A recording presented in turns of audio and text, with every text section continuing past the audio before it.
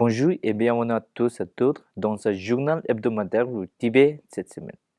Je suis Pema Tsewang avec une nouvelle édition d'actualité sur le Tibet, sa sainteté, le Dalai Lama et l'administration centrale tibétaine. Voici les titres de cette semaine. Sa sainteté, le Dalai Lama accorde une audience spéciale au personnel de l'administration centrale tibétaine. Le Kasha dessine l'ancien parlementaire Thubten Wangchen au poste de nouveau représentant pour l'Amérique latine. Le bureau de Tibet rencontre Human Rights Watch pour l'alerter sur la loi chinoise d'unité ethnique. Le représentant Dr. Tsewang Gyalpo Arya dirige une délégation de chercheurs pour une réunion d'information au Parlement japonais. La représentante Rinzin Genka rejoint la direction de l'Union bouddhiste européenne lors de l'Assemblée générale annuelle de 2026. Les agents de liaison chinois de l'administration centrale tibétaine rencontrent des jeunes tibétains et des militants pour la démocratie chinois. Le bureau de Tibet à Genève accueille une tournée de spectacles culturels tibétains en Europe. Aperçu hebdomadaire l'année de la compassion.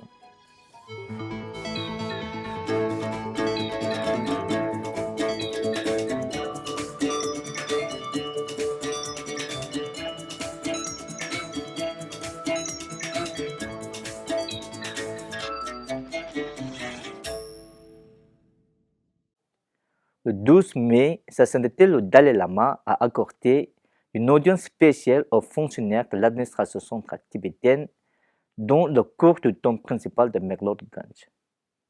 Cette audience spéciale avait été sollicitée par le secrétaire du cabinet afin de demander à Sa Sainteté d'inspirer et de bénir les membres du personnel pour qu'ils puissent s'acquitter de leurs responsabilités avec un dévouement et une énergie renouvelée. Au nom de l'ensemble du personnel, le secrétaire du cabinet, Tsegal Chugyadani, a offert à Sa Sainteté une statue de Tara blanche, incarnation de la compassion et de la longévité, un nom témoignage de dévotion, de gratitude et de vénération. Traditionnellement, de telles audiences spéciales pour le personnel de l'administration centrale tibétaine avaient lieu tous les 2 ou 3 ans. Ces derniers temps, cependant, les intervalles entre ces rencontres se sont allongés, rendant cette audience d'autant plus précieuse et profondément chère au cours de ceux qui ont assisté. Le vénérable Thubten Wangchen, ancien membre du Parlement tibétain en exil, a été nommé nouveau représentant de Sa Sainteté le Dalai Lama pour l'Amérique latine à la Tibet House de Brésil. Le vénérable Thubten Wangchen a précédemment exercé 3 mandats consécutifs en tant que membre du Parlement tibétain en exil pour l'Europe et l'Afrique. Il a été le tout premier Tibétain à s'installer de manière permanente en Espagne. Il a fondé à Barcelone un centre culturel appelé Tibet House Foundation afin de promouvoir la diffusion et la défense de la culture tibétaine, des droits de l'homme, de la coopération et de la solidarité avec le peuple tibétain en exil. Ce centre a été inauguré par Sa Sainteté le Dalai Lama en 1994. Il prendra ses fonctions lundi prochain.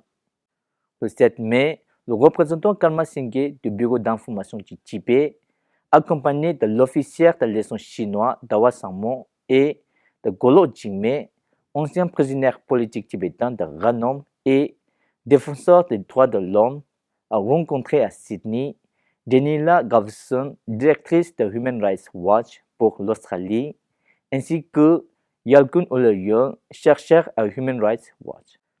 Les représentants tibétains les ont informés de la situation actuelle des droits de l'homme au Tibet et ont exprimé leur profonde inquiétude face à la soi-disant loi sur l'unité ethnique et le progrès de la Chine et à ses implications considérables pour les droits de l'homme des Tibétains et des autres minorités. Le Dr. Tsewang Gyalpo Arya, représentant du bureau de liaison de Sa Sainteté le Dalai Lama pour le Japon et l'Asie de l'Est, a pris la tête d'un groupe de chercheurs et de militants afin de s'adresser un membre du groupe parlementaire bipartite de soutien au Tibet au Japon et de les informer sur la question tibétaine, plus précisément sur la répression religieuse exercée par le Parti communiste chinois et son ingérence dans la réincarnation des maîtres tibétains, les internats coloniaux, la récente loi sur l'unité ethnique et le progrès, la destruction de l'environnement et la construction de barrages sur les rivières tibétaines. Le député Yamatani Eriko, président du groupe parlementaire japonais de soutien au Tibet, a présidé la réunion à laquelle ont assisté environ 24 parlementaires et leurs représentants. Le groupe était composé du Dr Gallo et du député tibétain Turjit Seden du Tibet Action Institute, Dr Lobsang Yangzo de International Tibet Network, Tsering Dorje de Students for a Free Tibet Japan et Jyotsna Mehra de Closed Door Consulting. La séance d'information s'est tenue dans la salle de conférence du bâtiment de la chambre basse du Parlement japonais à Nagatachoo, Tokyo.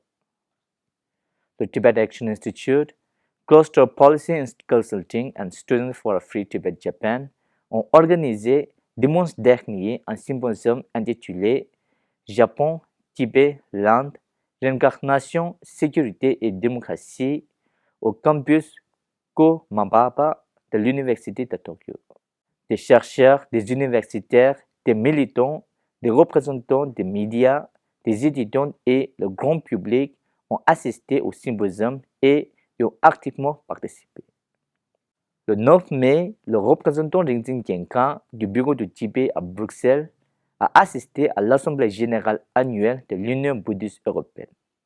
Le représentant Genkan a lancé un appel à solidarité mondiale envers les bouddhistes tibétains et a informé les délégués des efforts croissants déployés par les républiques populaires de Chine pour contrôler la succession d'assassinats du Dalai Lama.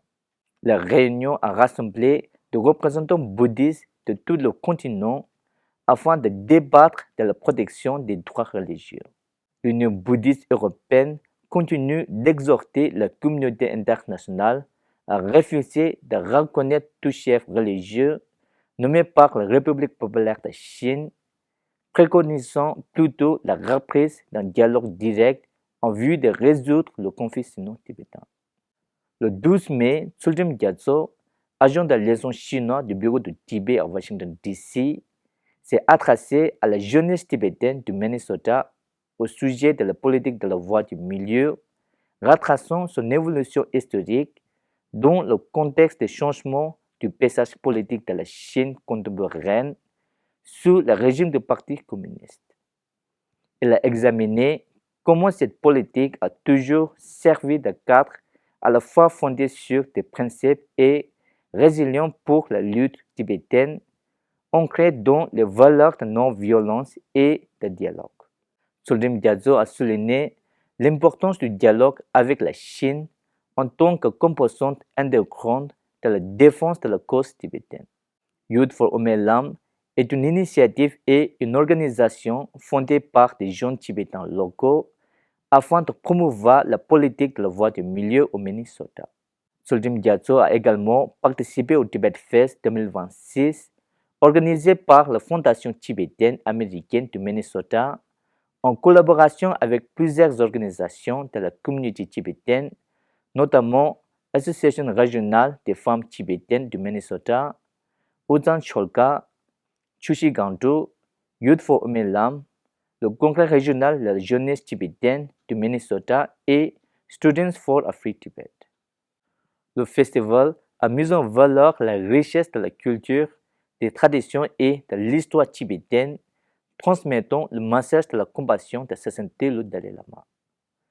Sangye Kyab, responsable des relations avec les pays européens au bureau du Tibet à Genève, a assisté dimanche dernier à la cérémonie d'inauguration du siège européen du Parti démocratique chinois à Londres. Sangye Kyab a félicité le Parti démocratique chinois pour l'ouverture de son nouveau bureau et a salué l'organisation pour avoir franchi une étape importante vers une plus grande unité et une force collective accrue. Le bureau du Tibet à Genève a organisé une tournée culturelle tibétaine dans l'Institut tibétain des arts de spectacle en Europe. La troupe s'est produite jeudi dernier à Bratislava, la capitale de la République slovaque. 26 artistes participent à cette tournée culturelle en cours qui s'est déjà produite en Autriche. Dans le cadre des célébrations en cours de l'année de la compassion par les Tibétains et les amis du Tibet à travers le monde, les Tibétains de la colonie de Phuntsholling, dans l'état de Odisha, ont distribué des rations alimentaires et des vêtements à environ 130 familles dont le besoin issu de 6 villages voisins. C'est tout pour cette semaine. Merci d'avoir suivi Tibet TV. À la semaine prochaine.